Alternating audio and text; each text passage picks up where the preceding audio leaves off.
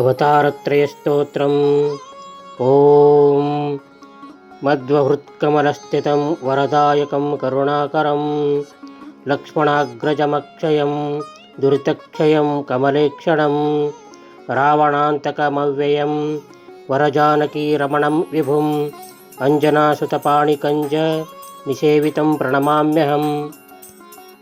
पालयस्व निपालयस्व निपालयस्व रमापते वाजिराजमुनीन्द्रवन्दित वाजिवक्त्र नमोऽस्तु ते।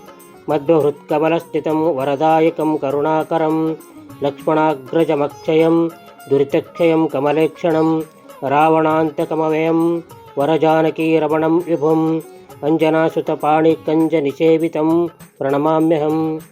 देवकीतनयं निजार्जुनसारथिं गरुडध्वजं पूतनाशकटासुरादि फलान्तकं पुरुषोत्तमं दुष्टकंसनिमर्दनं वररुक्मिणीपतिमच्युतं भीमसेनकराम्बुजेन सुसेवितं प्रणमाम्यहम्। ज्ञानमुक्तिसुभक्तिदं वरबादरायणमव्ययं कोटिभास्करभासमान किरीटकुण्डलमण्डितं वाक्सुदर्शनतः कलेः शिरघातकं रमयायुतं मध्वसत्करकञ्जपूजितम् अक्षयं प्रणमाम्यहम्। इति श्रीवादिराजपूज्य चरणविरचितम् अवतारत्रयस्तोत्रम्।